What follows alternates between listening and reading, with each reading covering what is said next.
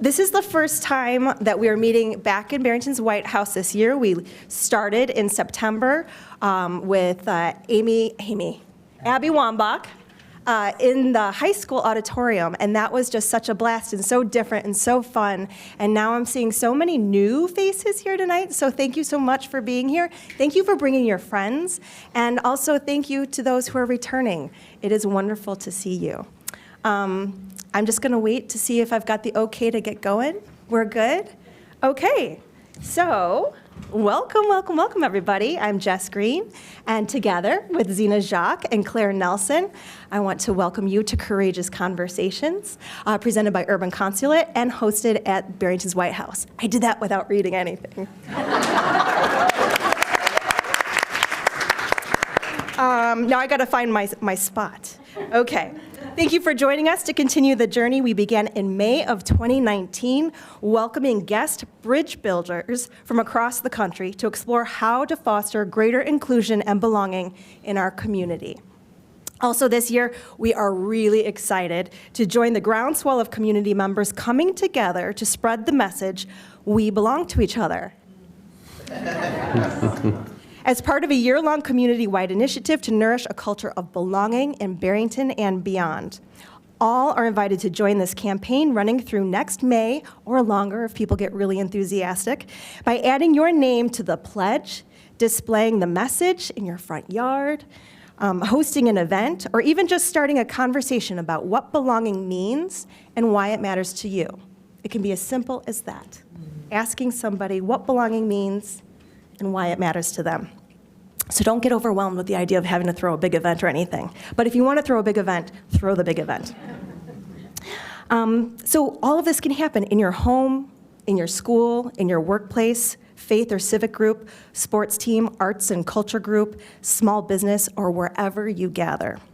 Visit the website at webelongtoeachother.org to learn more about community events and actions, find tools and resources, download logos and quotes, submit stories and testimonials, or order signs and supplies, but they're free right now tonight, so make sure you take one with you. And also follow us on Instagram at Belonging Together. In this spirit, tonight our question is, what does your faith say about belonging to each other? As we work to nourish a culture of belonging in our communities, how can faith be a bridge of cooperation rather than a barrier of division? For this conversation, we are so honored to welcome three incredible guests, one from Chicago, Eboo, raise your hand, another from New York, and another from DC. Yes, this time we're putting Reverend Zena Jacques, my co-host, in the guest seat so we can hear her wisdom.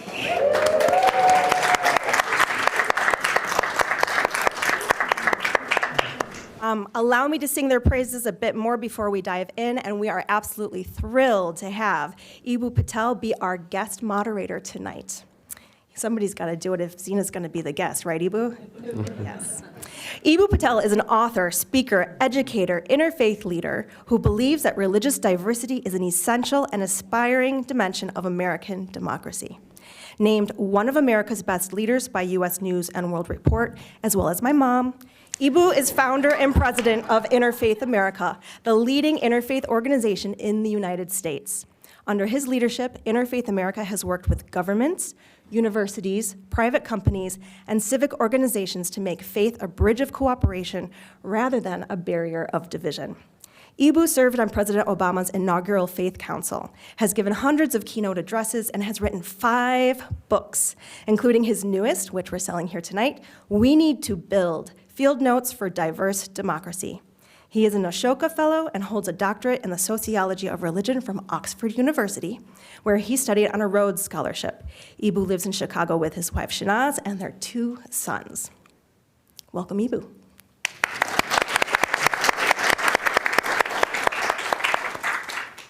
Ben Spratt is the senior rabbi of Congregation Rodef Shalom in Manhattan.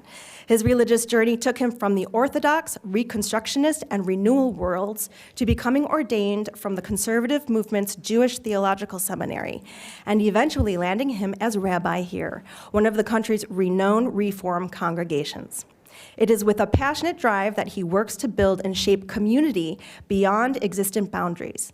In 2009, Ben helped found CRS's Shirei Nu, an inclusion initiative for families with special needs that now serves as a spiritual model for synagogues and churches around the world. With prominently featured articles in the New York Times, The Jewish Week, Autism Speaks, Huffington Post, Jewish Journal, and Times of Israel, the Shirei Nu program has also received numerous national awards and grants. Hold on. There's more. There's more. Well, he came all the way from New York, so there better be, right? Absolutely. In 2016, Rabbi Spratt and Cantor Shana DeLoe collaborated to reimagine the future of a large legacy congregation, planting the seeds of Minyan, a Jewish small group-based approach to human flourishing through connection. With his co-author of Awakenings, Rabbi Josh Stanton, he co-founded Tribe, a joint initiative to engage Jewish millennials through grassroots leadership and a community of empowerment, co-edited of a special symposium edition of the CCAR's Reformed Jewish Quarterly Journal on Millennial Engagement, sparked the New Day Fellowship to foster connection between Muslim and Jewish millennials, and together they appear regularly in podcasts and in published writings. Welcome, Ben.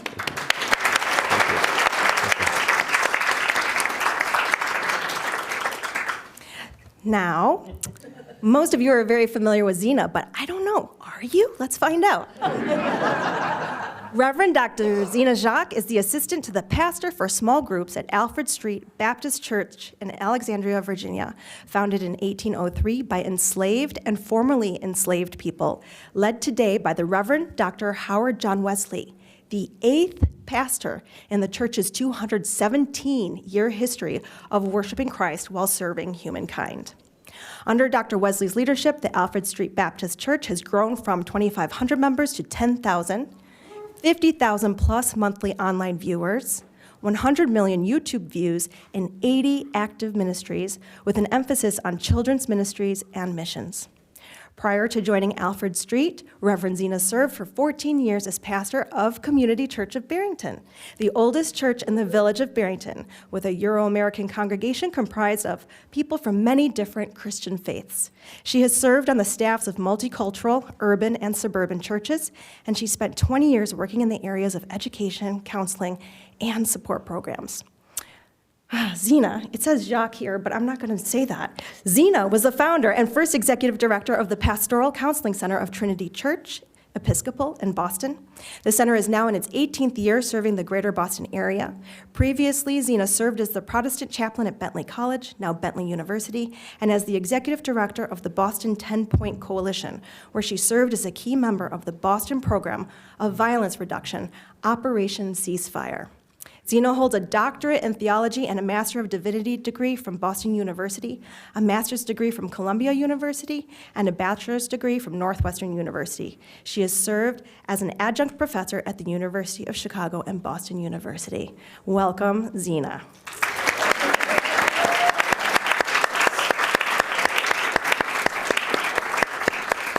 I'm really glad you all showed up for this lineup because I was getting a little nervous there. This is such an exciting night for Barrington. Eboo and Ben's books are available for sale and signing tonight immediately following this talk from Read Between the Lines bookstore. Thank you, Arlene. And if you're tuning in online, we will post the links to purchase them from your favorite local independent bookseller. We are live streaming this presentation, so thank you for your cooperation in keeping the noise to a minimum. And online also during the conversation. We will open up for Q&A at the end, so be thinking of your questions. As always in our dialogues, we invite you to hold our 6 grounding virtues from On Being Civil Conversations and Social Healing Project, which is just behind Ben.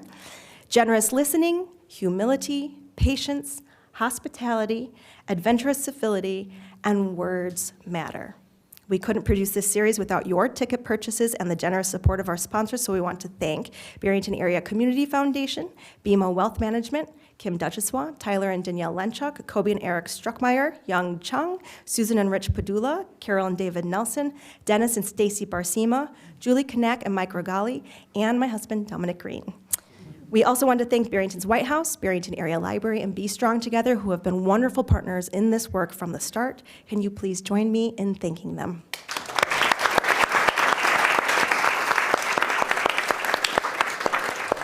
Okay, Eboo, it's all yours. Thank you. I love everything about the Barrington White House except for the drive from Chicago. But I love this community. I love this space. Am I supposed to turn it on? I could have just kept going. Did you guys hear how much I loved you? And I won't repeat that part. But really, there's a line in the work of John Courtney Murray that the definition of a civilization is people talking together. That's what a civilization is.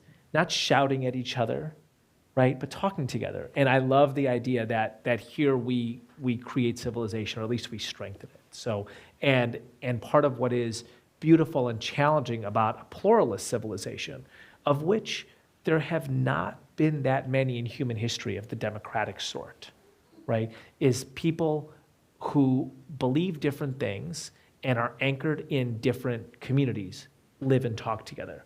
And so we will do that today. And a civilization is a place of considerate conversation. And it is not just a pragmatic project, it is a sacred project. So we're going to do that together today, and I'm really excited about it. I'm going to need some help from the audience. Somebody pick up the note card in front of you and read the line on that card, please. From St. Teresa.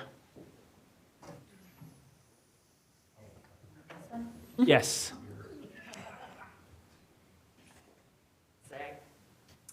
If we have no peace, it is because we have forgotten that we belong to each other. So I want to spend a lot of time on that tonight, right? If we have no peace, it is because we have forgotten that we belong to each other. I want to spend some time with what does it mean to belong to each other? When we use that language, what are the kind of resonances in our head? Where do our minds go, particularly vis-a-vis our religious, spiritual, and philosophical traditions? Have we forgotten? If so, how did we forget? If we remembered, how would we know? And if we want to get there, how would we remember? So I want to spend some time kind of diving into that with my friends Ben and Zena. And I can't tell you, I would have driven much further than Chicago to Barrington to talk to the two of you. And let's get to know the two of you a little bit first. And so we've heard the bios, but tell us the spiritual journeys, right? Like spiritual journeys are so much more interesting than bios. And Zena, this community is familiar with you, so let's begin with you. How is it that you came to be the Reverend Dr. Zena Jacques, which is to say, clergy person? Yeah. I'm really grateful. If you follow 95 around, like you're headed toward Michigan City, you'll get to Klein Avenue in Indiana. And if you get off at Klein, you'll find yourself very near someplace called East Chicago, Indiana. That's where I was born and raised. And I turned 66 on Sunday, so I was born in 1956. Yes, why, thank you. But here's the gift of that. My name is because we had Russian Jewish neighbors, the Petroviches, and we had to the left of us the Gonzaleses in a 3-decker, and across the street there was a corner store that was run by a Muslim family. And we watched their celebrations of God. And the community was knit together. It was a time when there wasn't division because there was full employment. Inland Steel had everybody happy.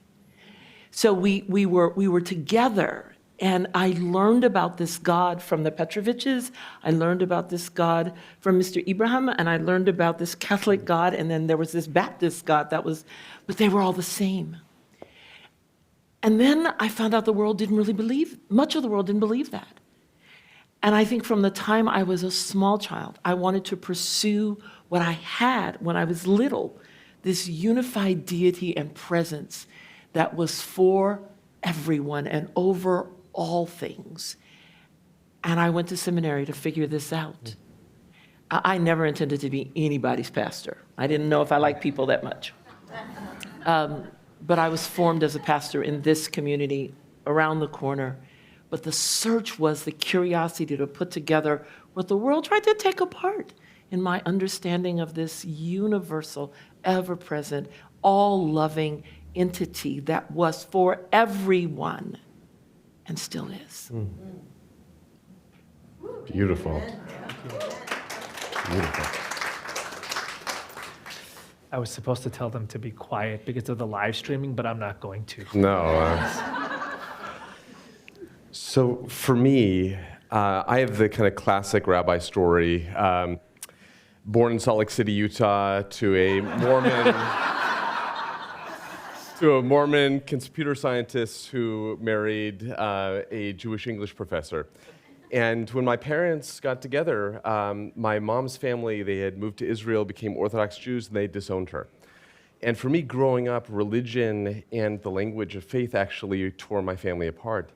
And it was actually my Mormon relatives who created real embrace that started to let me see that even as I was being raised Jewish, that there was another faith tradition that could see my own being as not threat, but perhaps opportunity. And that planted a seed, and even as I started to unravel some of the threads, I started to get to explore the family story of, I got to have, relatives that had been slaughtered in the Holocaust, alongside having in my lineage Swedish royalty and Confederate soldiers, and what it is to hold all of these things together challenged me in my own faith journey to explore many different streams of Judaism, but ultimately coming to a place very similarly, Zina, actually, of realizing that I couldn't believe in a God that would have a monopoly in one idea.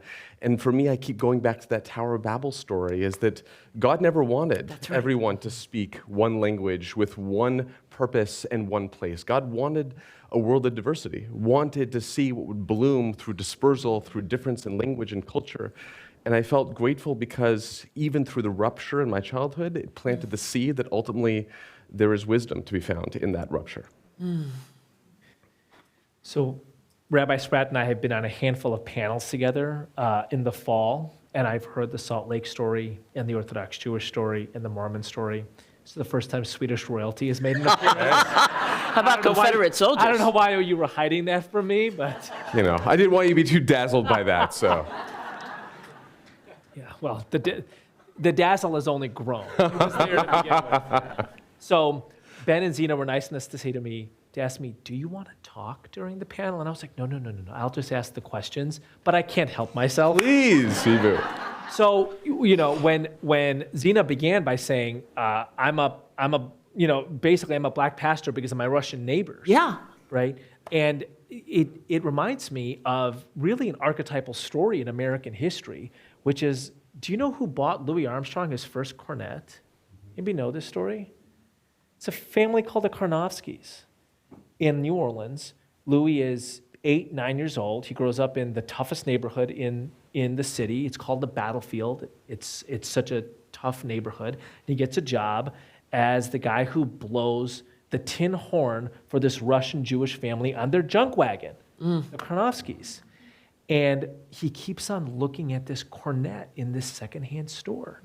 And they loan him the money to buy it. And he sits at their table every night and he listens to their Russian Jewish songs and he finds that he can play them out of this horn. He wears a Star of David till the day he dies in honor of the Karnofskys. And I love these stories of how we are formed in diversity, right? These are stories of formation, of how multiplicity forms who we are. I think that that's really beautiful. Both of you have a story of that. I mean, that's the American story. Right, Louis Armstrong's story is archetypal, not because it's the exception, but because it's the epitome. And so I would just invite people to reflect on that, right? Like, are there ways that you were formed in multiplicity? And by the way, diversity is many different kinds of things, right? For you, it was Mormon and Jewish, right? For you, it was Russian and Muslim. But there are many ways we can be formed in multiplicity. So just reflect on that, right? In what ways might you have been formed in multiplicity? And in what ways did that bind you to something? And that gets to the quote that I want to spend a little bit of time with today, that is kind of the inspiration for this series and for much of civic life in Barrington. And congratulations to Jess and team for making that happen. The question of in what way can we belong to each other, right? So religion comes from a Latin root, religare, which means to bind, Religion is supposed to help make us feel closer to each other and not just to the people who pray in our same language. So part of what we want to offer today is the way that diverse faith traditions can offer to the world a gift, to believers and non-believers alike, a way of thinking about belonging to each other, of being bound to each other. So when you hear that language, and we noted that the language comes from a religious figure, which doesn't mean it could not have come from a non-religious figure, but it feels kind of organic coming from someone who would have in their heart the notion of their tradition binds them to others. It belongs them to others, if I can like create a verb there, right? When somebody says, we belong to each other, what does that kind of inspire or catalyze within the language of your particular religion? Or if you want to borrow the language from another religion, feel free to do that. But when you hear that language, we belong to each other, what is it, how do you move within Christianity? How do you move within Judaism as a result of that? You want to start? Please. I do want to borrow a piece from the Hebrew Bible to begin with, but then move quickly to the Gospels. In the beginning, there is a divine us. In the book we call Genesis, it is let us create humankind. In the beginning, there is a divine us. We are never, ever meant to be the individual. It is always an us. It is always a unity. And somehow our Western mind and this rugged individualism created a space for us to think independence was more important than interdependence. And we have not rewritten that. We are still focused on independence instead of interdependence.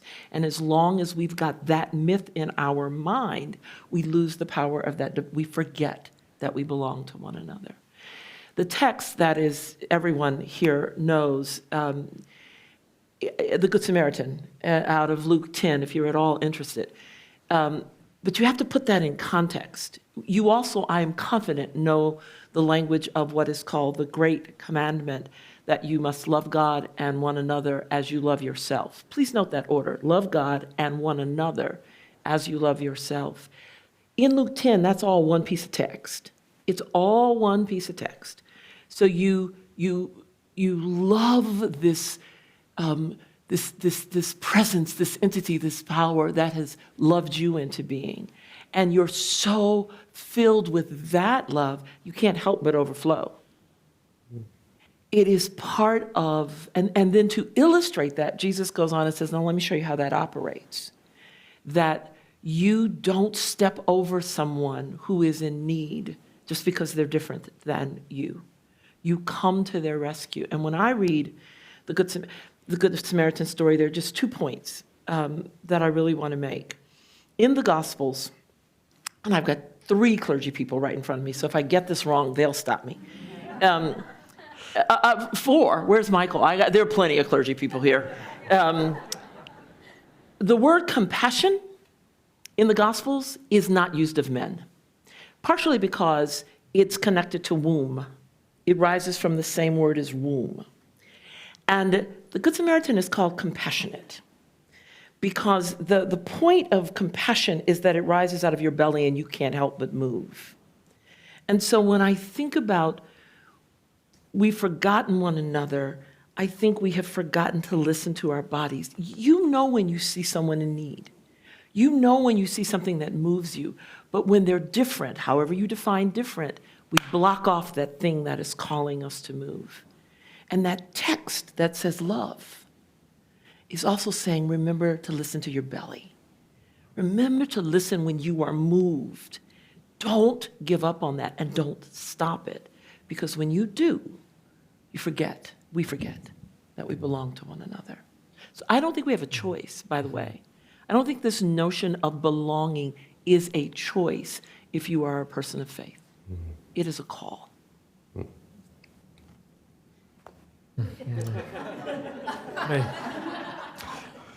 Beautifully said. That was a gift. So I'm going to just stand on the shoulders of someone wiser than me, and I'm going to also go back to the beginning. And I'm so grateful for you lifting up the divine us, the divine we. So one of the first statements, injunctions given to humanity in the Hebrew Bible is lo tov adam levado. It is not good for a person to be alone.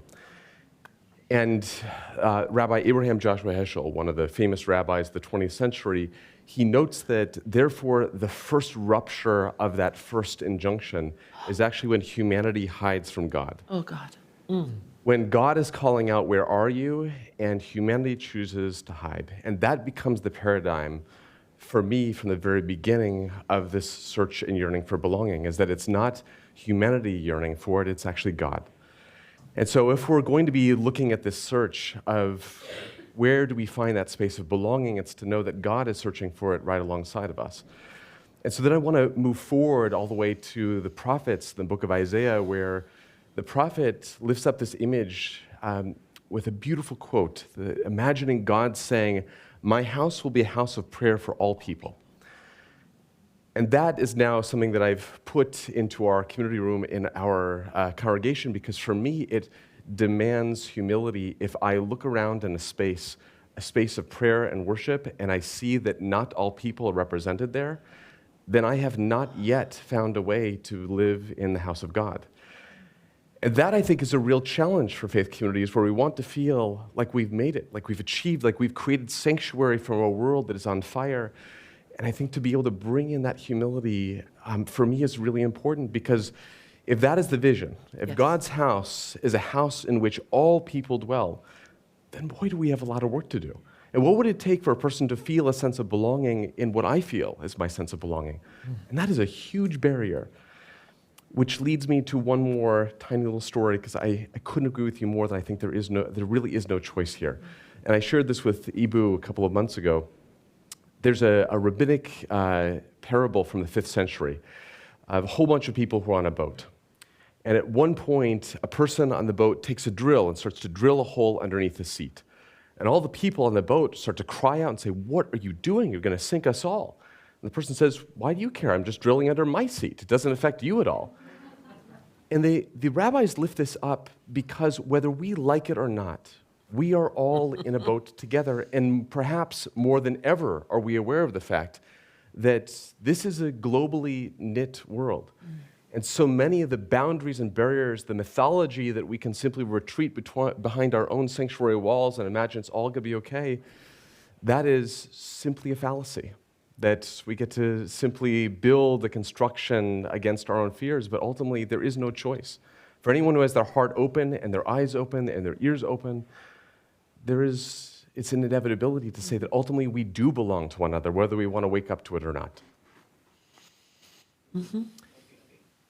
My kids have this phrase, favorite ice cream face, which is the face that you make when you eat your favorite ice cream. You guys are like making favorite ice cream face to each other in large quantities, copiously. Best ice cream ever.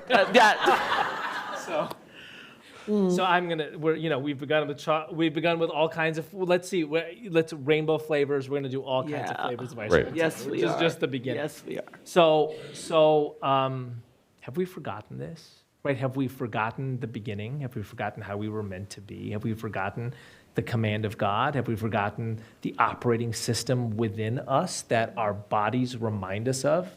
Have we forgotten that we belong to each other? Serious question, right? Have we forgotten this? We were talking a little at dinner, and I've been prosecuting this for a couple of years. I know what my text tells me about love, and I know what my text tells me about fear. Over and over and over and over, it says, "Fear not." And yet, I am finding fear is more elemental in our current life than love. And I think we have forgotten that love is supreme, and we've given into the fear. one of the things that I so appreciate is the depth of the word shalom. That when we use shalom, we think of peace as the absence of something, but I won't do it justice, and I will need you to clean it up. I'm sure you will. But this notion of enoughness, that it's enough, you have enough. Shalom is enough dignity, and it's enough health, and it's enough substance. It's enough to live the fullness of your life. And somehow we don't believe, humankind does not believe there's enough. And so I have to take from you. I am afraid of you because you're not my tribe, and I have to get enough for whomever I consider my tribe. And I keep pushing back on this zero-sum game. I keep embracing this zero-sum game idea and pushing back on the sense of enough. So I don't know if we've forgotten. I think we don't believe it anymore. I think we don't believe there's enough. And so I can't. Don Wink does not look like me. And good Lord, he's a Lutheran. Help me here, right? I've got to pull this back because there's not enough. And I let my fear overwhelm me. And I take care of those that I love. And I convince myself that I'm obeying the commandment to love when I am breaking it at every step. Because one, I've said to God, you are not sufficient. You cannot provide enough. That's first. And then I've taken this power into my own hands. So I think we just don't believe it anymore, Eboo, that we don't believe we belong to one another because there's no shalom. There's no enoughness. I couldn't agree more, actually. And we were talking over dinner. I do think that the root of so much of this is fear. And if I can just scratch even a little bit more, at least for me, beneath the surface, I think it comes from a real sense of self-doubt about our own place in this world, about whether I fundamentally believe that I am needed and necessary. And so long as I begin to doubt that, the only way that I'm able to carve out that sense is being able to take it from somebody else, by making somebody else be on the outside. And and I keep coming back to every one of these faith traditions started with somebody who is in pain at the margins. Whether it's Jesus or Moses or Muhammad, every single one of these faith traditions started from the person who was outcast, who was abandoned, and that's where wisdom started. And I wonder what it would be for us to begin with looking at what is our own pain? What is our own fear? What is our own sense of marginalization? And how scary is that? And can we start from that place and saying that there's wisdom in that, but the reaction to it, and we get to see it modeled by every one of these original faith leaders, is not to go and dominate and conquer, and not through triumphalism, but it's looking at how that pain actually creates embrace. And I do think that idea of compassion, rechem, Yes. coming from the womb. I want to quote Dolores Williams, brilliant womanist theologian. God is that which makes a way out of no way. That it is the womb, it is in the birth experience, as you said, the image of the parting seas. It is out of that personal rupture that actually we create something new. But it doesn't come by taking that pain and imposing on somebody else. It's looking at how can that pain, my own pain, generate something that's beautiful for others. And so for me, I think it has to start exactly from that place. Can I own my own fear? Can I notice my own pain? And from that space, start to create the space and embrace that maybe you have some too. And what would it be if I simply started, instead of wanting you to bear witness to my pain, to say, what is your pain? What is your place? What is your place of belonging in this world? And maybe that would be enough of an invitation for me to realize that you would want the same of me. And all of a sudden, we have, in that one interaction, given each other the very thing we've spent a lifetime seeking. Amen. Some of us in this community had the privilege of going on a pilgrimage to the American South. And the place that lives in my being, I've got to get back to, is in Jackson, Mississippi. And it's the International Museum of Muslim Cultures. And there's a traveling exhibit which we hope to somehow get to Chicago, and we'll let you know. But But there were two pieces toward the back of this room. Some of my friends are smiling because we were in the room together. At the very back of the room, they have the 9 covenants of coexistence that Muhammad created, with Christians on Mount Sinai and Jews in the diaspora, and these covenants of coexistence that are filled with hope, filled with the power of, 1, hearing one another's pain, and 2, recognizing what happens when you bring together resources and the richness that arrives. So that's the back wall.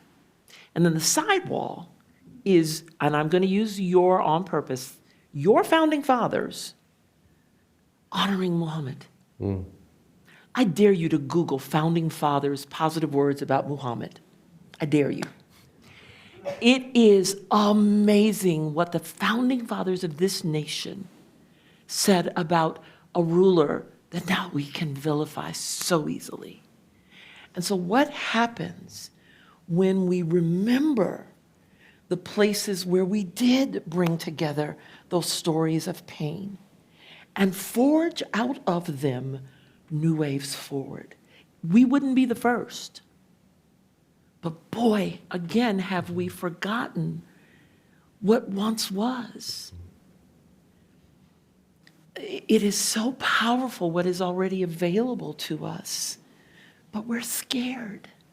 We're scared right now, and we've bought the rhetoric that our various television networks offer us about why we should not be combined, why we should not be unified, why we shouldn't trust, why we're competing, and we're not.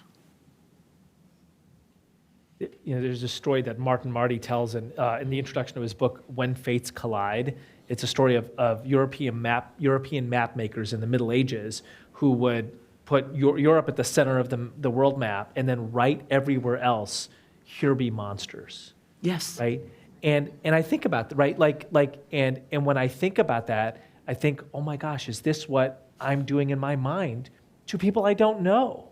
Right? To places I don't know. Am I writing in my mind, "Here be monsters"? Am I imagining monsters where there could be friends, right? And we're not supposed to do that.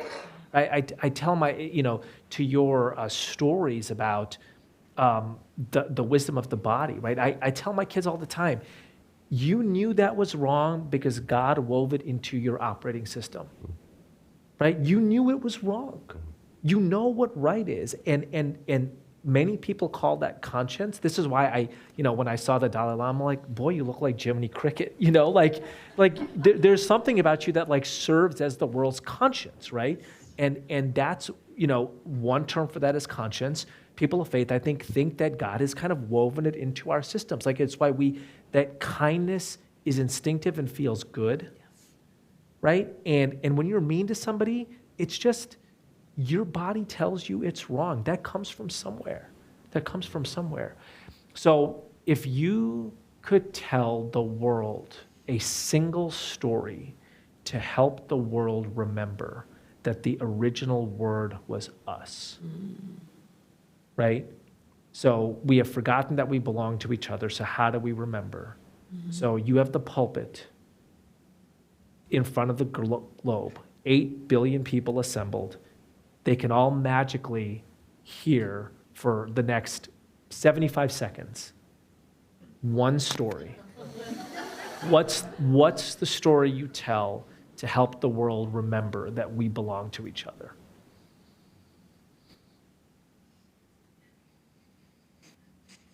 You might notice that I'm not athletic. I'm tall, though. And I remember being in 6th grade and being chosen first for a team. I can bring those feelings up immediately. Do you remember a time you were chosen for something that you weren't sure you were going to be chosen for? Can you get there in your mind? How did it make you feel? You were the one they wanted. You had the gifts that they needed. You made it whole. Every day you walk the earth, you have the opportunity to do that for someone else. And if you choose not to, well, I like that story. It's interesting. I went to immediately a moment when I found myself alone. I got lost on a backpacking trip, and it made me think of the story of Jacob. If you've never read the story of Jacob, Jacob is one of the biblical patriarchs, incredibly flawed, selfish individual, willing to steal from his own brother, willing to lie and cheat his own father. And he finds himself in the middle of the desert with nothing but a rock for a pillow. And he falls asleep on the rock, ends up having a dream. It's the famous Stairway to Heaven dream, the angels going up and down. But in the dream is what's interesting, is God says, Jacob, I'm with you. You are not alone in this desert. I am with you. And not only that, I am the same person who was with your ancestors before you. And I am that which will be there after you. And Jacob wakes up and says, God was in this place and I did not know it. And he takes that rock and he anoints it as a sacred site that would one day be the place that the entire world would fight over, ironically, because of one little rock he used as a pillow. And I love this story because the whole message is when we are most alone is when we most need to realize we have the power to make the sacred. And we do it by connecting to that which came before us and to know that God is with us in that which will come after us. And perhaps for me, that would be the story. So, I mean, I just want to highlight something, right? I just find this really beautiful and powerful. Ben, the story you told was a story you told yourself when you were alone. Exactly. Right? I mean, I think that's really powerful, right? So you're literally alone in the wilderness. Like, you are living a parable, and you're like, I hope this doesn't end with a grizzly bear, right? And you tell yourself a story. You reach into your own Technicolor Dreamcoat, so to speak, and you pull out a story and you make yourself feel less alone. And I just think that that's a power that one can give to oneself and one can give to others, right? And Zena, everybody can choose somebody, right? Everybody, I remember for a time in my life, 6th to 8th grade, I hated school and I loved summer camp. Hated school and loved summer camp. My mom could not figure out why, because I did reasonably well in school, right? Why do you hate school and love summer camp? And one day I just told her, because kids at summer camp are happy to sit on the bus next to me. Mm-hmm. It's not hard. It's not hard. It's not hard. It's not hard, right? And I think some of the most moving things. I mean, there's this picture. The Florida State football team or the University of Florida football team visits this middle school cafeteria a few years ago, and there's a kid there who's special needs, and he sits alone in the cafeteria. And there's this picture of this big defensive lineman sitting next to him, and they're just eating bologna sandwiches, and they're not talking to each other. But this dude, this 20-year-old future NFL star, sees this little white kid sitting alone and just goes and sits next to him. Yeah. And you can do that. You can do that, right? I love that. We can give that to each other. And I think a huge part of the connection here, as God has given it to you, you can give it to others. I mean, the classical, what's it called? The tradition of primacy in Islam is, as God has been merciful to you, you are commanded to be merciful to others. And sometimes it's complicated, and most of the time it's not. Mm-hmm. Those to whom much is given, much is required. Yeah. Look around us. And the text that I should have mentioned, I don't know why Jesus put up with the disciples. Don't get it. I don't. And he chose them. But at the nadir, in this piece of text that's called the farewell discourse, because he's about to go to the cross. So we're in John, and it's right before he goes to the cross. And he's sitting at the table with these knuckleheads. And here's what he says to them. You did not choose me, I chose you. And I ordained you, or I set you apart. Don't get lost and ordained. I set you apart so that what you ask for in prayer, you can do. So he's mad at them because they're being real knuckleheads. But in the midst of this moment, he says, I chose you. This is on purpose. This is on purpose. And so I'm curious, some of my friends know that my morning tradition, and it's actually a Jewish prayer, so you'll have to tell me which one, because right now I can't remember. But I wash my hands, and I hold them up and say, God, my hands are clean, they're ready for service. What would you have me do today? Every morning. It's the tiniest little thing. Nobody's in my bathroom with me. But it reminds me that I do have privilege, and I'm very aware of that. What am I supposed to do today? What's on purpose? And my sister and I have one sibling. My sister and I have a habit. We find one person every day we're going to compliment out on the street. Every day. And at the end of the day, we tell each other who we complimented. And the funny part is when I pick somebody that, really didn't expect a black woman to walk up to him. It's so much fun. Yeah. Yeah. I love these simple, there's, one of the kind of giants who speaks of these simple things is David Brooks. Yes. Right? He did this talk at Aspen Ideas Festival this year where he says, listen, the most morally important thing we do is the quality of attention we bring to somebody else, particularly somebody in the margins. And he tells these stories, which are just like these simple pedestrian stories. And it's like William Carlos Williams' Red Wheelbarrow, right? It's like taking something that is so everyday and it's making something cosmic out of it. And he tells the story of this kindergartner who just feels out of place in school and other kids are talking all the time and she just can't get in the flow and she's quiet and withdrawn. And teacher comes up to her one day and says, I love the way you think before you talk. And it just changes her life. Somebody noticed her, right?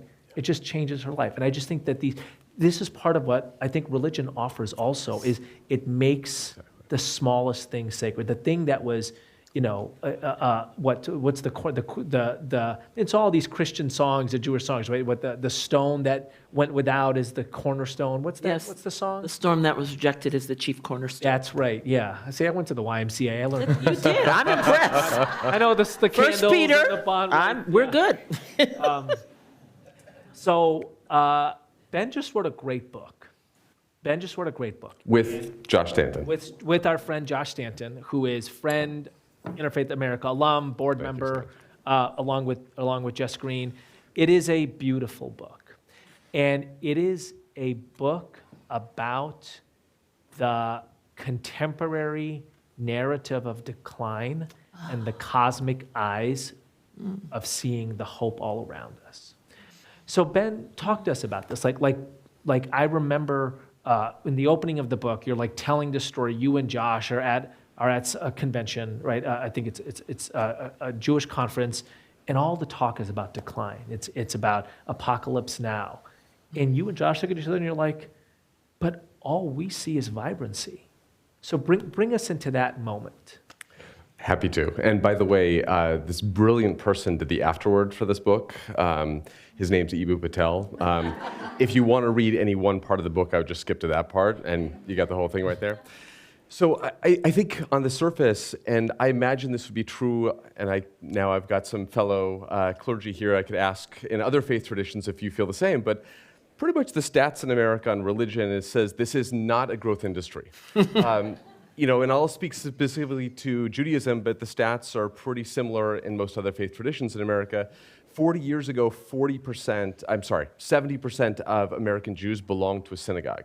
Today, that number is just over 30%. And that is a very, very important statistic to lift up, because I will also share with you the statistics that most Jewish organizations never want to lift up, because fear sells. So that tells the story that religion is collapsing, synagogues are going to go kaput, end of story. But there are now more American Jews in America than anyone could have imagined. We now have an American Jewish population that is growing at a faster rate than the American population, which may not be great for anti-Semitism and conspiracy theorists thinking that Jews are taking over the world. But by the way, it's only still 2.2% of America, so just to put things in perspective, okay? But I think what's also remarkable about it is getting to see what would have been impossible a generation ago. Is we just had 4 Jews run for president of the United States. We now have Jewish studies departments on almost every major college campus, and what was a possibility a generation ago is made possible because people felt like there was a purpose driving them. It was to find that place of belonging. It was to put down a tent pole in America and say, we are here, and we're not going away. But now with that added access, now that Jews are the most well-liked religious group in America, another stat that is often not lifted up, something that would never been imagined before, Jews no longer feel that sense of urgency. And so most of what Josh and I lifted up was actually learning not from Jews, but learning from Christians in America, of seeing the different awakenings in American history that we have seen in many different streams of Christianity, the ebbs and flows, and that actually in looking up and looking beyond the Jewish narrative is what gave us a different perspective, of seeing that these moments of decline always come when the structures have lost sense of the purpose that forged them, because the needs have been fulfilled. And we can see that as, yes, a decline, but it also means that they have achieved what they set out to do. And now new organizations and structures will grow and take their place. And that's what's happened over the past 2.5 centuries in America in faith, and it's happening again today. Yeah, I mean, that is first of all, that's a powerful insight, period. But from a congregational rabbi, right? Especially somebody who is a highly successful congregational rabbi at a highly successful congregation who's saying, listen, we built a set of structures for certain periods of time. And it's not like this structure is going to fade away entirely, but there might be other structures that are co-equal in the future. What does that look like? And by the way, that's what faith is, right? It is an eternal message that is given different expression over time, right? So I find that such kind of both a brilliant sociological insight, but also this cosmic vision, which is constantly asking the question, what is the correct expression for the eternal message now? Both language and institution. What's the correct expression for this eternal message now? So, tell me about how this is the narrative of decline around Christianity or religion. What is it that commands you to maintain eyes that see vibrancy and energy? I am struck by the fact that whenever the church has become the dominant power, it's lost power almost immediately. That it is in its remnant structure, in its small and intimate structure, that it has the most power, because people are knit close together and they do see this purpose to support one another. So when we become too large, we become too complacent and too satisfied. So I think I think this growth back to small, almost house church kinds of structures is really our next wave. I don't think it's the church writ large. I think it's the church in spaces probably not much larger than this, where you know one another, where you know the needs of one another, where you come alongside one another. The Reverend Chris Shade is here, and he is the pastor of the Community Church of Barrington now. And I would say that Chris is in the catbird seat. I have gone from that church to a church literally thousands of times larger, and I miss what I had. I do, because in this little church over here, there was no anonymity. And so I had to belong to you because we were so closely knit. In a church the size of the one I'm serving now, we don't necessarily belong to one another. And the program I run is the small group program. So right now I've got 85 villages of no more than 20 people. And that's people's church. So decline is a measure of how culture measures power. In America, bigger is better. And so it's decline in terms of a grand evaluative tool that may not be the right one. If you've got 40 people together who love and care for one another, you just told us, Eboo, the word religion means bind. That's when you're bound together. So what I want to do, the way I see church moving forward and clergy moving forward is to understand that we do need one another in units where we can know and support one another. And then those units come together. So it's not that we have to lose the large structure, but it is not the fundamental way we are bound.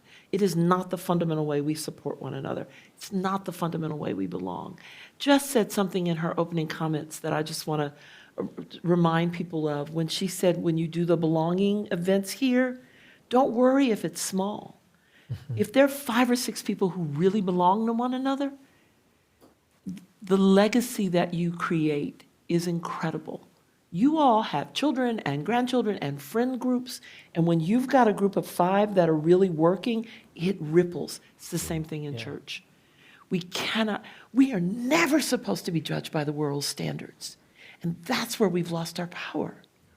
We have given over to the world's standards. That's not our standard.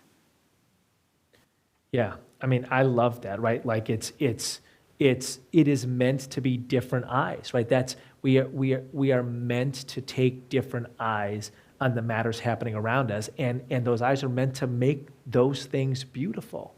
Sacred. To make those, and I'll just we'll go to Q&A in a second here, but I just want to end with a music story or two. So, wake up. Well, actually, it's afternoon on a Sunday. This is a few weeks ago. My wife comes into our room. I'm reading the paper or something. She's like, "Wilco's playing 2 shows at Carol's Pub tonight."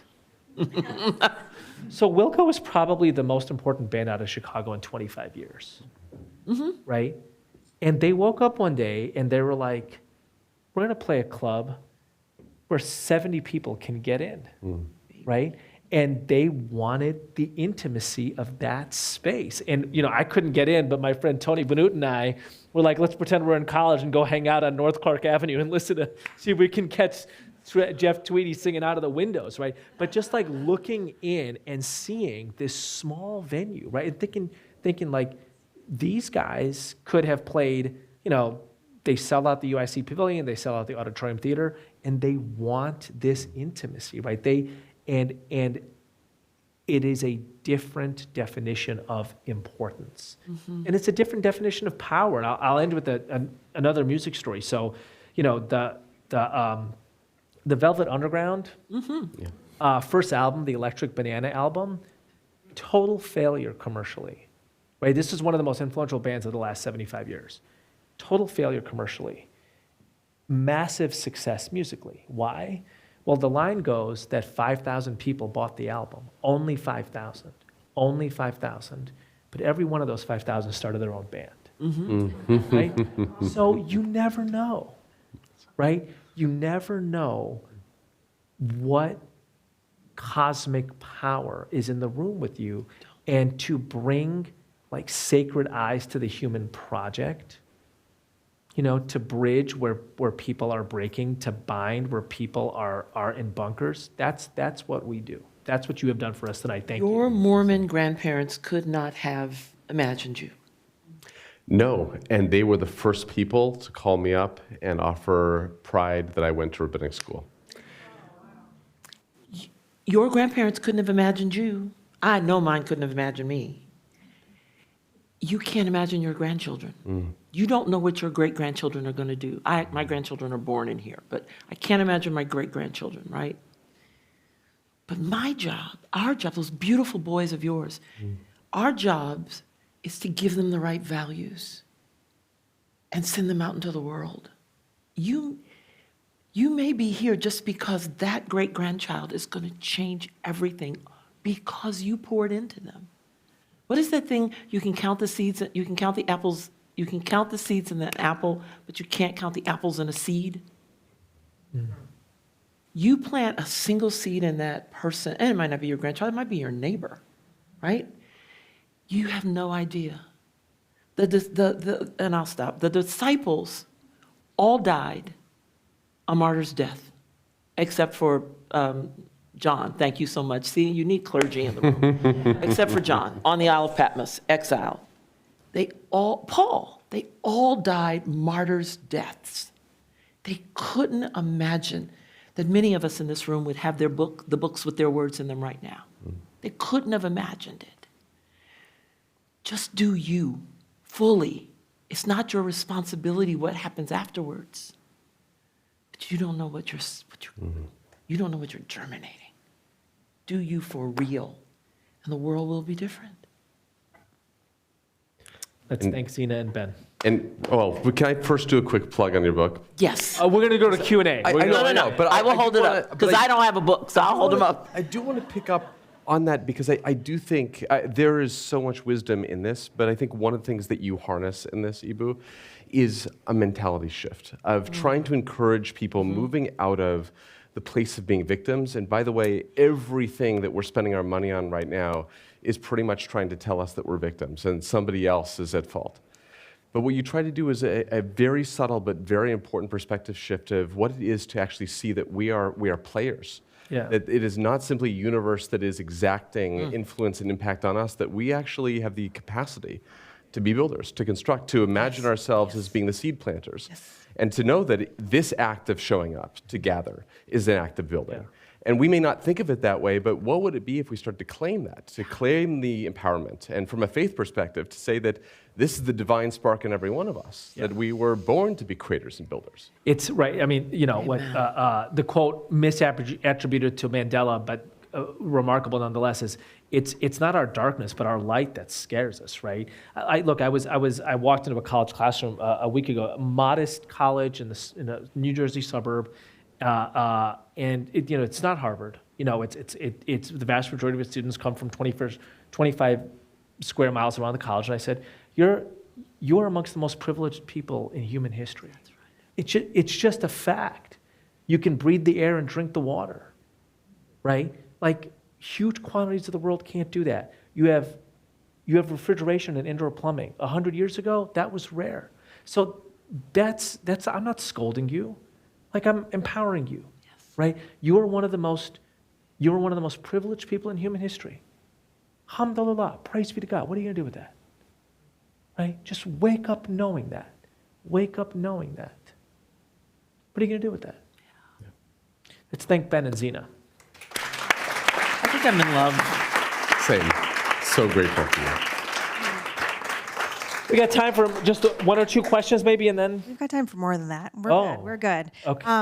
And while we're going to open it up to the floor to ask questions, and I will pass around the mic for those of you who have them. But to get us started, we have one from online, and it is from somebody I read about in Ben's bio, Shayna DeLoe, I think, right? that's your wife. No, it is my beloved friend and the person that I lead the congregation with, our senior cantor, Shayna DeLoe. So Shayna asks, Shayna, by the way, welcome, and thank you for joining us all the way from wherever you are sitting to Barrington. Are there glimpses of hope for you as you strive to get people to realize they belong to each other?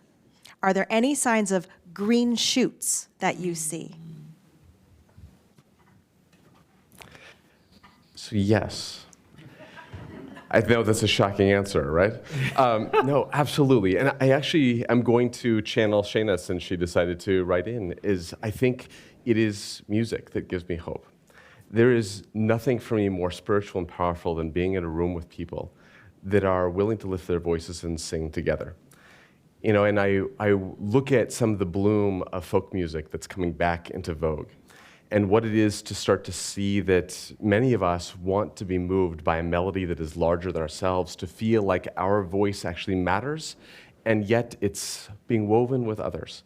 And I don't know how courageous people are in the space, maybe later we'll sing together, but for me, this most terrifying thing I can do is to sing in front of others.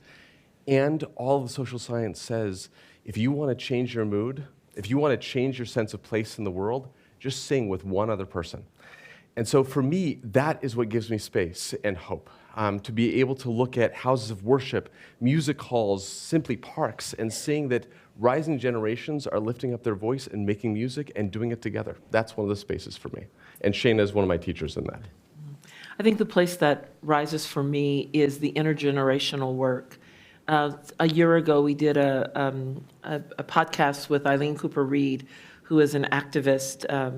She was in Ohio, and she talked about not only pouring into the generations after her, but being poured into by them. the daughter of one of my best friends called me the other night, all excited. Jenny is not 40, she's in her 30s. But she said, this kid says to me, do you know who Cornel West is? I'm like, yes, Jennifer, I know who Cornel West is. Cornel West has hired this young woman to create a We Are the World song for climate change, to be premiered in Portugal next year. And this is a kidlet in my life. And she is teaching him, and he's teaching her, Cornel West, right? So this kind of cross-fertilization of wisdom, and for those of us who look like this, to recognize that there is much for the generations to pour into us. It's not one way. And finding examples of that gives me great hope. Great hope. Eboo, you gonna jump in? Yeah. I heard Jeff Tweedy sing Ripple with Phil Lesh. I will never forget that. Beautiful. Speaking of folk music. Beautiful. Eboo, we haven't gotten to hear much from you personally, so I'm very curious, since we've had a real focus on Judeo-Christian lens right now, whether you have anything to add on as an Ismaili Muslim, how we belong to each other energizes with you and relates to you, and how you see the world and walk through the world. Thank you for that. So maybe I'll mention a couple things. One is, what was the line from the story from Judaism about the house of wisdom for all people? House right? of prayer. House of prayer. House of prayer for all people. And you put that into your community room. I saw that in your beautiful synagogue. So there's a line in Rumi, if you're not building a house where wisdom can be openly spoken, you're building a prison, right? And I love the kind of resonances in these things, and they're so close that they're either cosmic cousins or they're real world cousins, right? And I just thought of one as we were talking, as the two of you were talking, actually. So there's a famous story about St. Francis of Assisi, that St. Francis was tending his garden, and somebody came by and said, St. Francis, if I were to tell you the world was going to end tonight, what would you do? And what do you think St. Francis' answer was? It continued tending my garden. Right? What I'm doing now is the most important thing. Okay, so hold that story. I told that story 1,000 times, right? There's a hadith of the Prophet Muhammad. If you have a sapling in your hand and the world is going to end tonight, what do? Plant the sapling. So I've told both of those stories 1,000 times and never really realized that they're the same story. And I'm listening to the two of you, and then I remember this. St. Francis, in the 12th century, he goes from Italy, right, St. Francis of Assisi, Right. to Egypt, Yes. to the court of Sultan Malik al-Kamil. And he has during the Fifth Crusade, and he has an audience with the Sultan, and he is going to seek peace, and they learn about each other's religious traditions. And part of what impresses St. Francis is the multiple time of day prayer in the Muslim court. And so some historians think that the multiple time a day of prayer in the Franciscan tradition comes from that. And it just occurs to me, it literally occurred to me tonight, the story of St. Francis in tending his garden very likely came from the hadith of the prophet. Right. Amazing. Right? The stories are too similar. They're just too similar, right? And when you think of like he was physically there, and I've literally been telling these stories for 25 years, and I love that they were separate stories for me until tonight.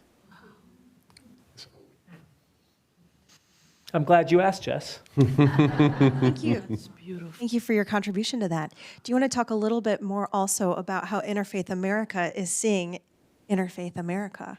Yeah, so this is what we do at Interfaith America, right? So it is lifting up the bridges and the binding between different religious traditions in this way, right? So what is it in your tradition that speaks to this idea? And then people play, right? We're like Cornel West, like you're a jazz musician in the world of your tradition, and you find yourself borrowing from other worlds. And I love that, right? And it's also the binding of what happens in the cosmic and how does that help the concrete? Like how does playing in the heavens help us illuminate part of what happens in the Harlem of life, right? So that's what we do at Interfaith America. And it is this notion that if a civilization is living together and talking together, and if a pluralist civilization is doing it across lines of difference, this is what it looks and feels like.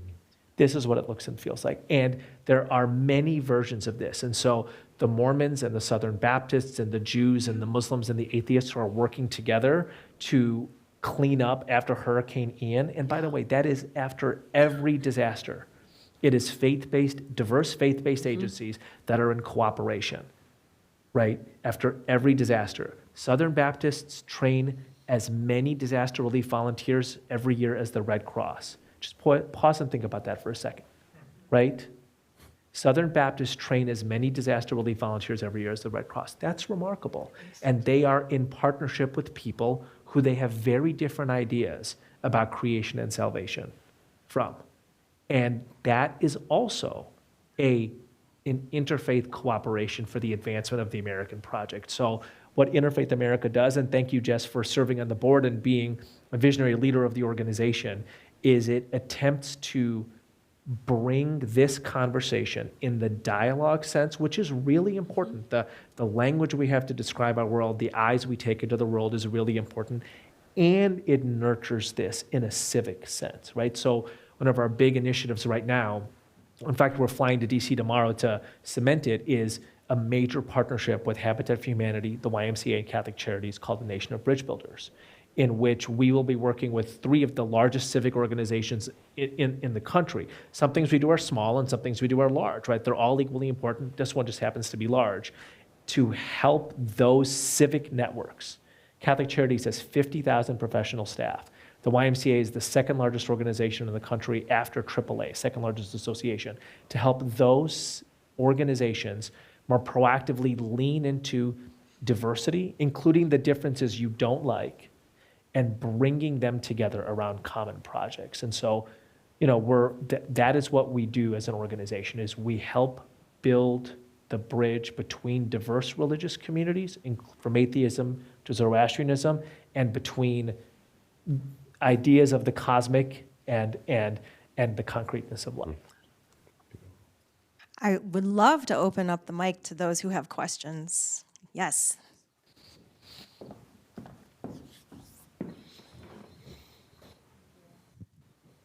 Thank you for sharing the interfaith. I love that idea. So my question is, we know that, having, including religion and belief as part of diversity, equity, inclusion at work is good for business. And it really helps employees to feel belong, right, and to be engaged.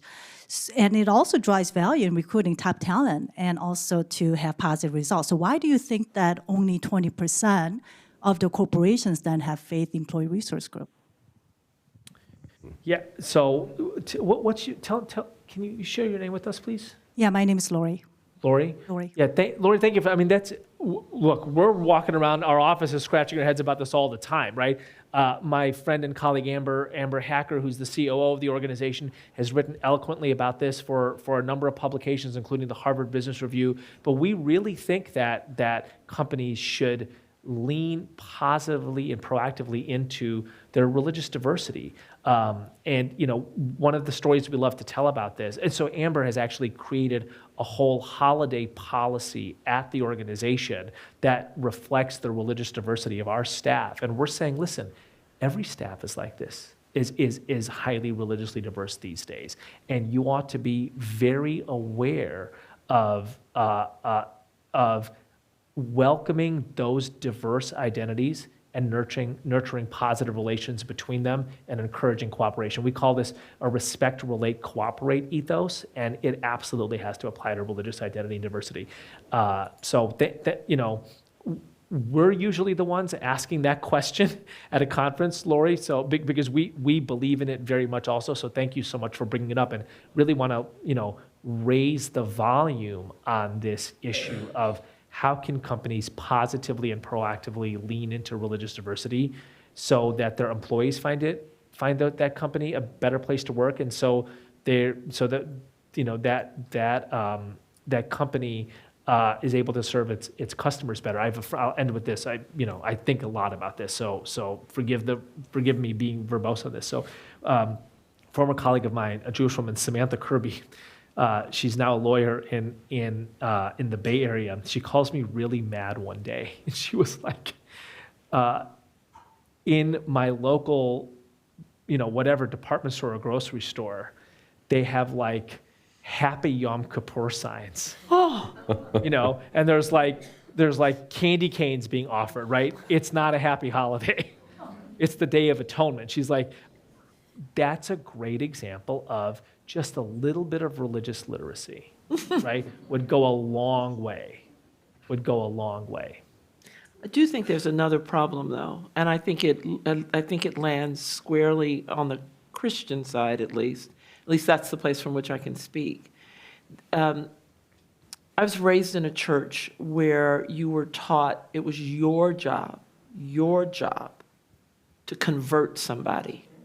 So I might as well have a belt with notches in it. Literally, that was how I was raised. So if I had been sitting next to Ben and Eboo in those days, and I had bought that, I didn't, but I had bought that, I would be trying to convince them that Christ is the only way. All my brothers and my sister in this room, there's a particular scripture that we all know that says, there is no other name under heaven by which man might be saved. They can all tell you where it is. And so people who grab that don't know how to be in that space without being, the source of salvation. And it is misteaching.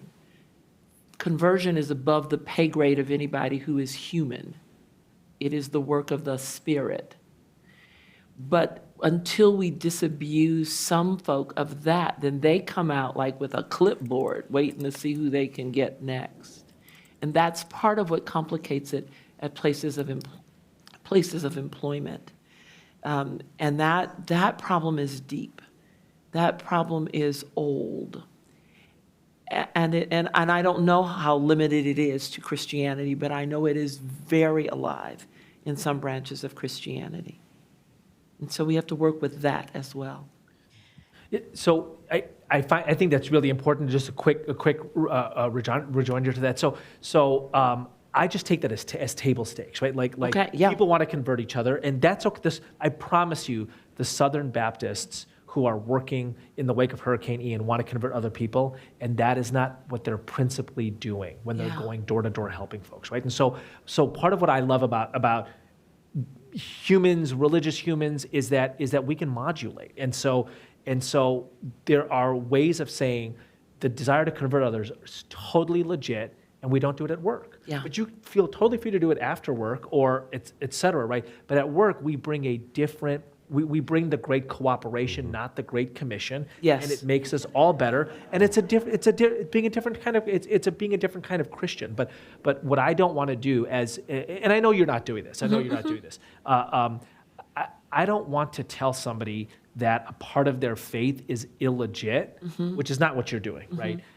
I just want to say that there's appropriate behavior in appropriate places, and if you are a Muslim heart surgeon who believes strongly in dawah, converting others, and you're in a heart surgery, perform the heart surgery. Yes. Yeah. That is right. That is your Muslim duty right then, and convert others at other times. That is a totally legit thing to do. But if you're a heart surgeon, perform heart surgeries, right? So similarly.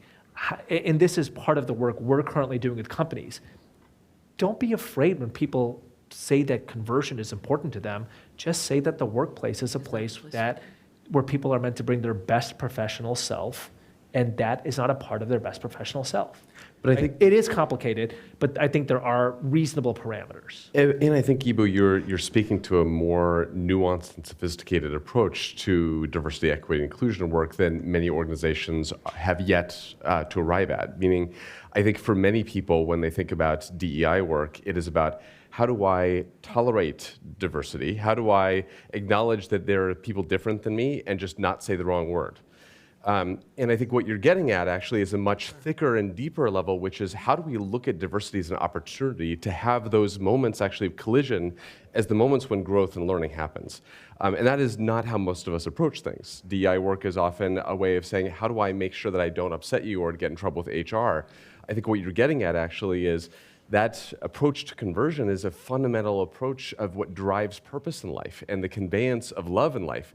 And to want to check that at the door means you're actually asking people to hold back a fundamental part of their being. Right.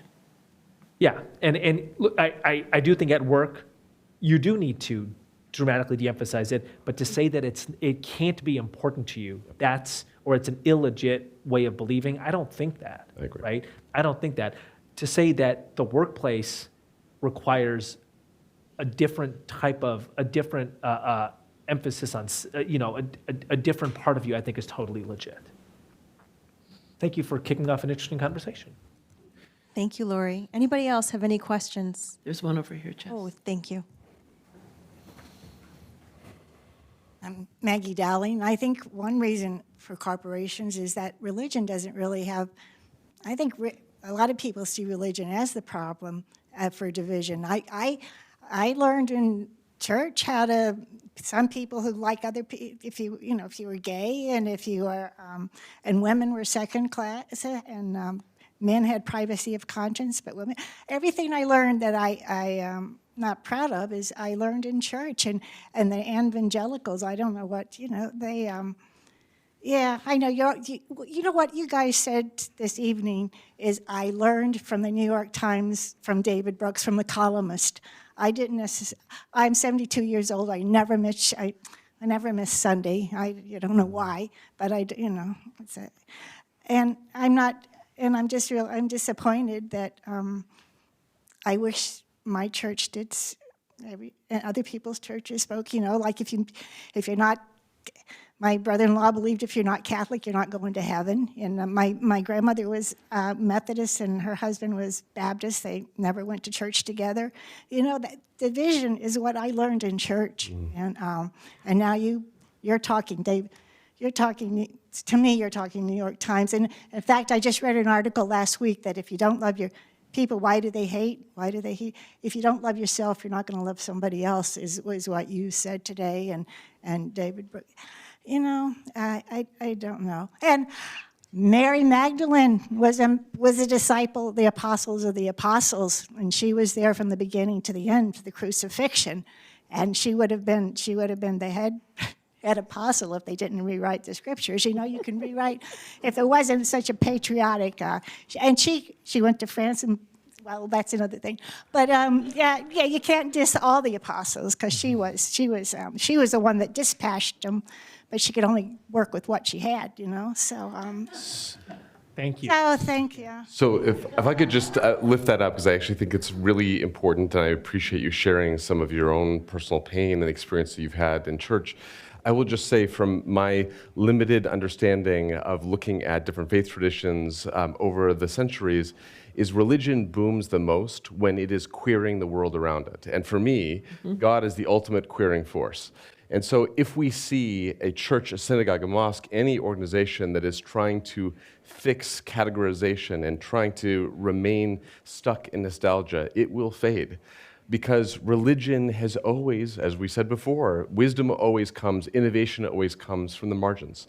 And it is in the pain that is sometimes caused by the institutions that have bloomed that we get to see new people called to purpose and place. And what we're seeing are so many new churches and faith groups. And the big boom of religion in America right now is the spiritual but not religious. And for me, I see that as a really inspiring and exciting time because it means these are people who are breaking the margins and definitions of what used to be and forging something new and are finding vibrancy in it. So I would just say, if you're willing to keep bravely looking up, I think you're going to find maybe some new spaces of belonging, maybe even for you.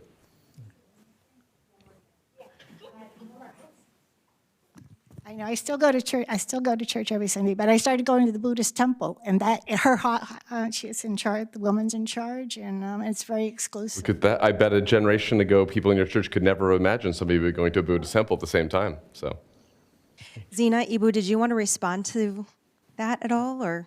appreciated this dialogue. I'm good. Thank you. Okay. Question over here? I was just going to add to the scales thing, and that is how, as a person who struggled with my faith somewhat, I was strong Lutheran, raised strong Lutheran, to how to include those others. So we're talking about the faith, that those who have faith, and joining them, and then how to include maybe the non, I don't want to say the non-faithful, because that's not it at all. I would not say, no, and I wouldn't even say the non-believers. I'd say the non-organized. Everyone has faith in something. Everybody. And how we explore, you can always hear when somebody's done something in their dissertation, so forgive me, but that which grounds you, centers you, and anchors you. That's your faith. That which grounds you, centers you, and anchors you. That's your faith. So what grounds you, what centers you, what anchors you? And then that's the place out of which you speak. Everybody's got a faith. We just have to be willing to acknowledge. And here's the other thing. Every one of us is always in the middle of the story. Take your favorite book. I don't care what it is. It needs to be a novel. I do care what it is. It needs to be a novel. And put yourself in the middle of that story, and then think about what happened when you got to the end of the story, right? As long as you are alive, you're in the middle of the story. So you don't write off what the end is going to bring, because you're still in the middle. And in the middle, you have to be curious about what's coming. Don't read the last chapter, right? Be curious. And if we can believe we are in the middle of the story, then there's interest and curiosity. And if you operate out of a faith perspective, there is an end, and you do know what it is. And so in the midst of, for me as a Christian, in the midst of great crisis, great turmoil, I get to Revelation. I know what that's going to be. And so I can suffer the middle part, but I still have to be in the middle of the story, which means I'm always becoming, I'm always growing, I'm always seeking, I'm always searching. I'm looking for my allies. I'm dialoguing with my enemies. I'm in the middle of the story.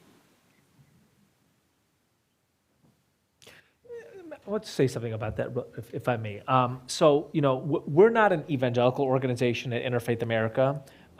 You don't, in terms of, the goal is not to convert people to religion, but it is to insist that religion has the potential to be a positive force, right? Which is why I think that these conversations are important and inspiring in whatever kind of audience, right? Because what it models is people for whom faith has given them enormous amounts of verve and vibrancy and energy in life. And so it's an opportunity. Boy, I have thought that Judaism was X, this is what I got from it, but Rabbi Spratt gets Y from it, and he seems really happy about that. I'm going to taste some of that cooking, right? I'm serious, right? So that's this, and actually the text, the book that opens me up to this, I happened to read this in Dharamsala, which is where the Tibetan government in exile is. It's a book called The Jew and the Lotus, by a guy named Roger Kamenetz, who writes it as a secular, suspicious, kind of quasi-anti-religion Jew who is part of this group of diverse Jews that goes and has an audience with the Dalai Lama. And I'm reading this book in the city where the Dalai Lama is, and I have a mentor who is close with the Dalai Lama, and we have set up a 15-minute audience. So I'm reading the book in preparation for this audience. And what blows me away about this book is how the author finds himself so delighted at how other people, these Jews he's with, from very Orthodox rabbis like Yitz Greenberg to Reconstructionist rabbis and renewal rabbis, how they get so much life from the tradition, right? And so I think of this as like an offering, right? Like here are people who get life from the tradition, who have found in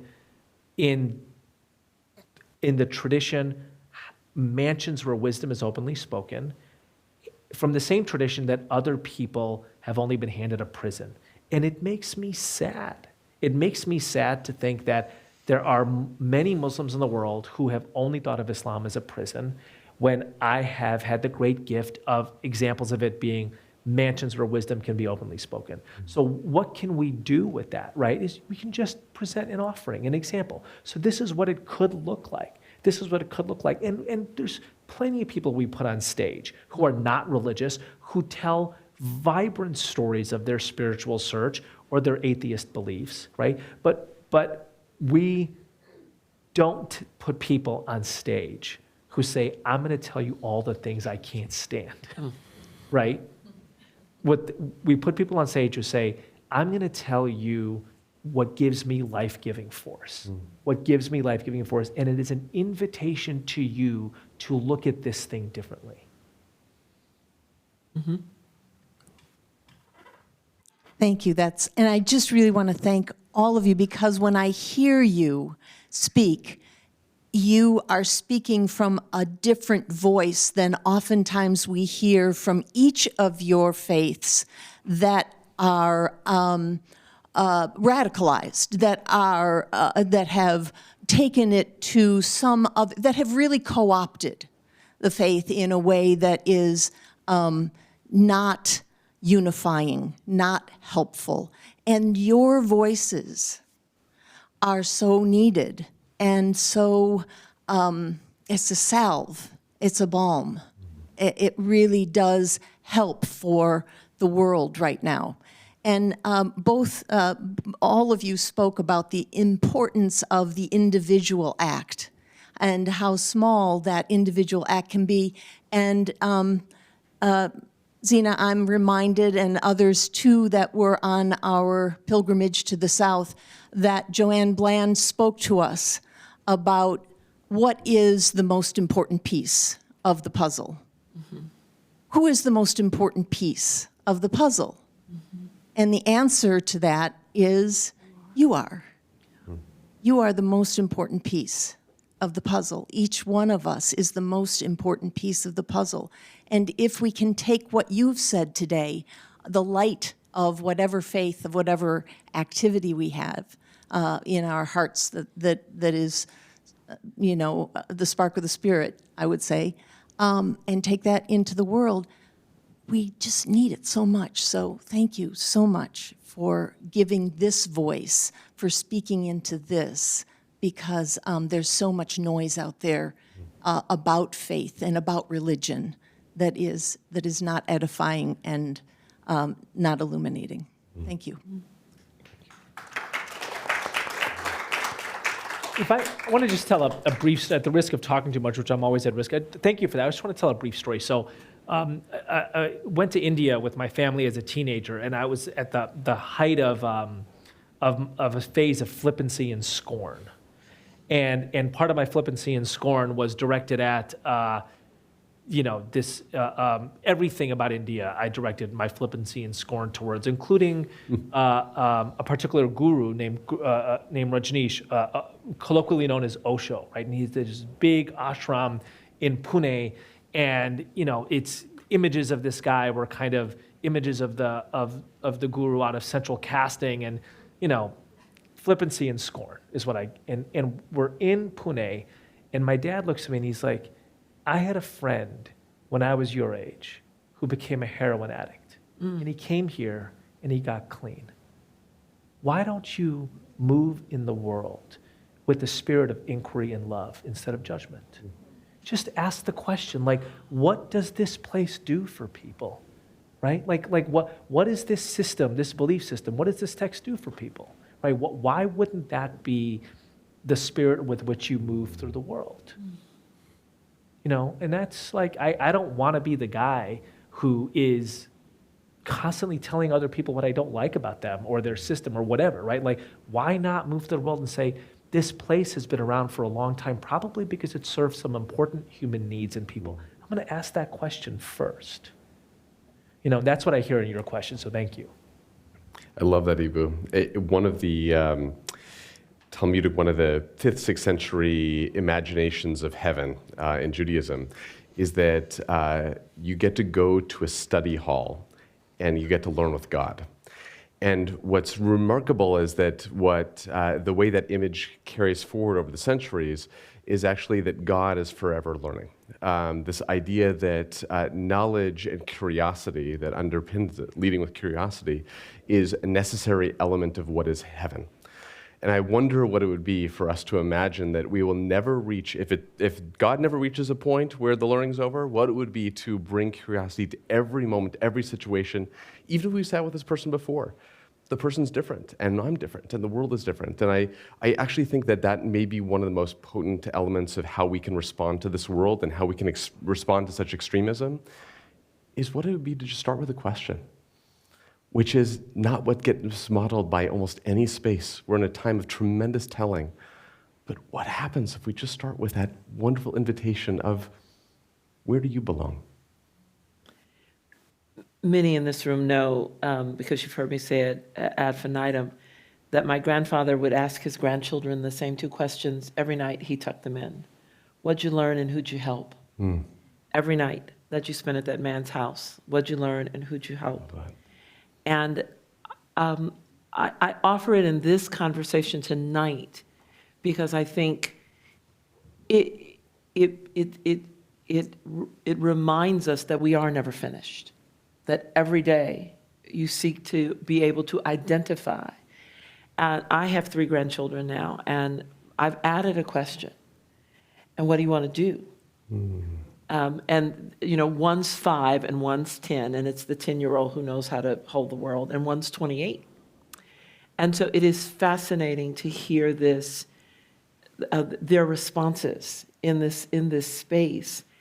And but the question that they hold most closely is, what did you learn? And it goes back to asking the questions. So what if that was the practice for the rest of the year? We've got 8 weeks for the rest of the year. What if the gift we decided to give, was to each day chronicle what we learned? And then what's the questions that rise out of that? We don't have a practice of asking questions. We don't have a practice of asking questions out of just the hope to learn, as opposed to gain or to use. So my grandfather was born in 1887, but I think his wisdom still rises. Yeah. Just a preface, and thank you. I can hardly think of 3 more eloquent spokespersons for your traditions, so I've just found this such a rich, rich conversation. I'd like to ask each of you to answer, why are you part of the tradition that you are? Ben, why do you remain Jewish? Zena, why are you Christian? Eboo, why are you Muslim? In other words, Zena, why are you not Jewish or Muslim? Is it simply a matter of personal history? Or, to go back to the paradigm that Zena mentioned, what grounds you, what anchors you, what calls you to conversion? What is it about your tradition that keeps you in that tradition? Mine is really one word, and it's grace. As I understand my faith, that grace is something that you cannot earn. It's given because you are loved. And that construct means that I am ever and always accepted, not because of anything I'll ever do, can do, but because I was loved, I am eternally loved outside of time. I was in the mind of the divine from before time, and I was loved, and I am loved, and I will be loved. And the Apostle Paul gives me the language in the book he wrote to the church at Rome: nothing can separate you from the love of God. And that's grace for me. And that construct, I also was born in it, and it's what I know best. But as I've walked through my life, there's a little book It's called Oneness. This tiny little book. It's edited by a man named Jeff Moses. And he parses about 30 themes through the great religions. So you open to a page, and then there's the world's 7 largest religions and their sacred texts. And I've given it away 100 times. And as I read it and I see the beautiful texts from so many religions and they fill my heart, I still see grace as something, as in the Christian world, is slightly different, and it speaks to me.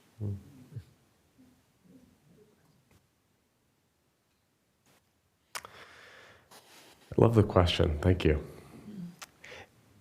I can't separate out my own experiences and upbringing, despite the gift of being exposed to other faith traditions. But here is what I think keeps me in the Jewish faith. And 3 terms that are lifted up to capture Judaism. So one is the biblical term Yehudim, which still today is the term for Jews, which comes from the root hoda'ah, which is gratitude. So one is the pillar of gratitude being an obligation in Judaism. Next is Bnei Israel, the children of Israel, the children of one who wrestles with beings both human and divine. That's what Israel means. And what it is to see purposeful hope, to wrestle and grapple with an imperfect world, divine and human, as hope as a responsibility, is the second for me. And the third is the idea of Ivrim, Hebrews, which is to be boundary crossers. The ones who lift up the story of being the stranger in the strange land as the most repeated commandment, to remember what it is that the narrative of the marginal is also what inspires you to have the purpose to be a boundary crosser. So for me, it's those 3 elements that keep me connected to Judaism. So I wrote a book about this, my first book, Acts of Faith. So I'm trying to think of like which stories. So I'm not, but I love this question. I actually love thinking about this. So, I probably go to the house of worship for Ismaili Muslims is called a Jamaat Khana. There's 3 or 4 in the Chicagoland area. I go to the one near Loyola University. I don't go very often, once every couple months or so, and I have a pattern. I'll go to the 7 p.m. prayer service on Sunday, which is the least attended of the whole week. There's a 5 a.m. prayer service every morning, and there's a 7:30 p.m. on weekdays and a 7 p.m. on weekends. And I like going and experiencing the service, and then I go and I catch a set at the Green Mill, and I eat a couple rolls of sushi rolls at Ryusu or Origami, and then I go home. That's like my Sunday evening ritual every few weeks when I go. And I marvel every time I go to Jamaat. I think to myself, the same stuff that I thought was just boring and interminable, right? And the accents that I thought were just like backwards, I just find so much like comfort in now. I take comfort in them, right? And it's this combination of feeling a part of something and thinking it's true and not knowing when the realization happened, right? Like which came first, but the story of Islam makes sense to me. It makes sense that God fashions creation as diverse and then creates Adam, the first human being, with clay and his breath, and says to Adam, you're going to be my steward on creation, and gives Adam the gift of flowing with diversity. That's the distinctive gift he gives Adam. That's the message he gives Adam. And then he continually gives this message to a set of prophets, and most of, in kind of mainstream accounts of Islam, it's 6 prophets, Adam through Muhammad. In some accounts, it's what's the number? 124,000. There's like a number that tends towards infinity. So this notion that like this teaching of mercy and monotheism goes to prophets worldwide, and that the final one is Muhammad, and the final revelation is the Quran. But for Ismailis, we have a figure who's a pope-like figure, or a Dalai Lama-like figure, who is continually interpreting the tradition and giving new expression for different times and places. Like that just makes sense to me, right? Like, and I feel like it's true. I feel like it's true in the same way somebody else might feel like the life, the crucifixion, and the resurrection of Jesus is true, right? There is just a sense that is in one's bones about it, right? And that that is coupled with and I'll just tell this story. So, when I start getting interested in religion in this kind of way, like what is life-giving about various traditions, and I'm like reading across religious traditions. I'm reading Heschel and Baha'u'llah and Thich Nhat Hanh and Mother Teresa, reading across all these traditions. I'm 22, 23 years old, and I'm like trying all these spiritual practices. It's a time when I'm trying Zen meditation, right? And it happens to be when I'm going to see the Dalai Lama. It's summer of 1998, and I'm super excited to tell the Dalai Lama that like I've been doing Zen meditation. I think what's he gonna do? Like fist bump me? Like you go? Like I don't know what he was gonna do. Like be proud of me? I don't know. But I was excited to tell him. So I'm like trying to sit in what my version of Zazen is, which is like you fold your legs in an impossible way and you think of nothing. Like that's how two-dimensional I was, right? Like that was Zazen meditation, right? And when I would do that, the Shia Muslim mantra, the Ismaili mantra that my mother whispered into my ear as a child kept coming into my mind. Ya Ali, Ya Muhammad, Ya Ali, Ya Muhammad. And I kept on trying to move it out of my head. I'm like, no. I'm supposed to be thinking about nothing, right? So I would like painfully like unfold my legs. I would like think really hard about getting it out of my head. I would refold my legs. I would close my eyes and I would hear the chant again in my head. I would do this like 6 or 7 or 8 times a day, and I felt like a total failure. And I had this notion of like, I'm the guy who's going to have to go before the Dalai Lama and be like, I'm messing up Zazen because of Shia Islam, right? Like that was like the image in my head. And finally, on like day, 40 of doing this, I'm like, I'm just going to like, maybe this is just who I am. Maybe I'm just an Ismaili. Maybe, and then I'm like, do I think God doesn't understand this? No, I actually think he does understand this. And maybe this is just that combination of like belonging and history and peoplehood coming through my mother's voice in my head. And I feel this is true. Like at some point, those two things become the same thing and they're on parallel tracks for some time, but there is like just a feeling of comfort. Like this is my hold on the thing that is true in the universe. And that's good enough for me. Right? That's good enough for me.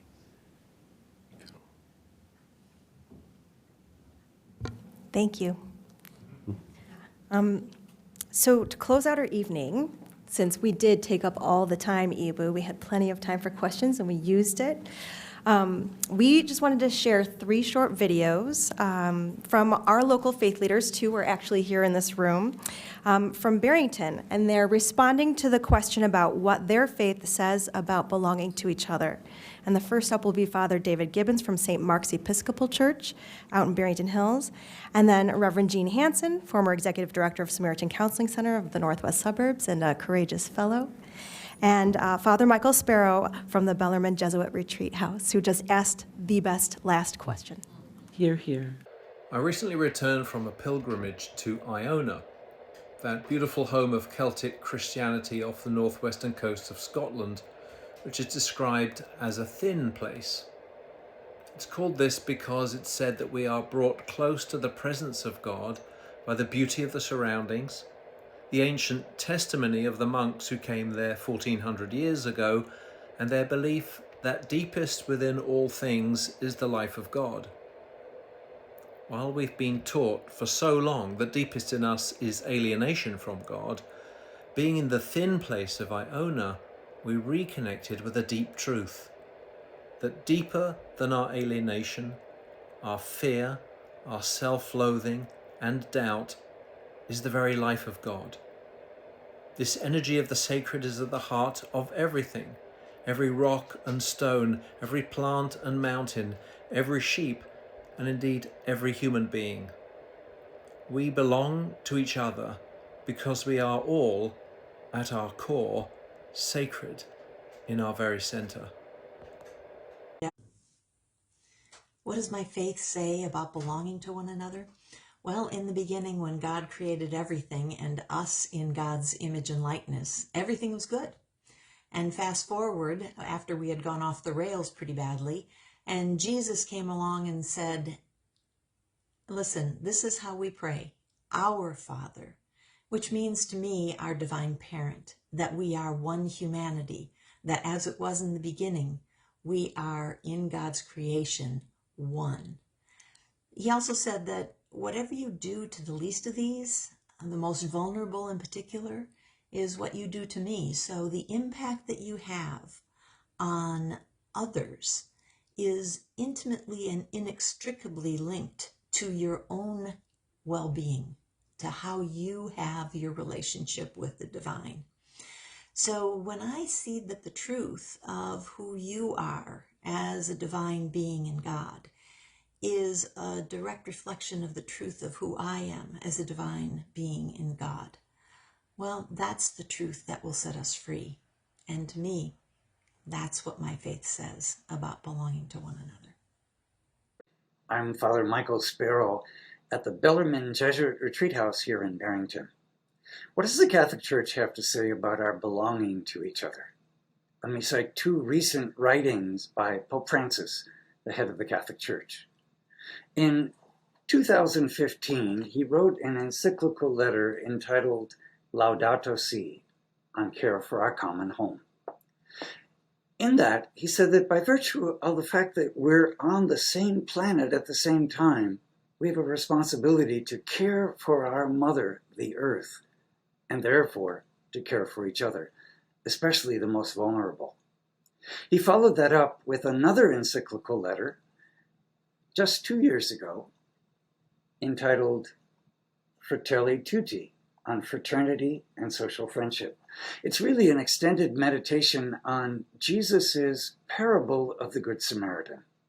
You know that story, I'm sure. A man is beaten up, he's lying at the side of the road. A priest walks by, another man walks by, but a man outside of his tradition sees him and cares for him.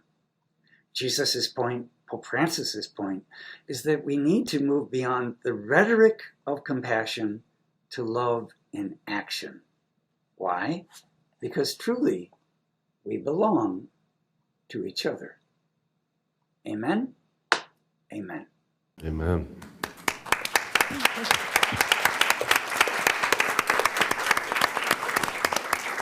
So as Father Michael encourages us to do, we belong to each other in real life, in practice, right? So what is the one action that you will commit to doing? We've got postcards on the table. Before you leave tonight, please jot down the one action you commit to doing to demonstrate that we belong to each other according to your faith tradition or whatever your worldview may be. Thank you so much to Eboo and Zena and Ben. We have books in the corner and we have signers over here. And our next, we would like the signers to go over there. And our next event will be in December, and we hope to see you then. So thank you so much to everybody. Thank you, everyone.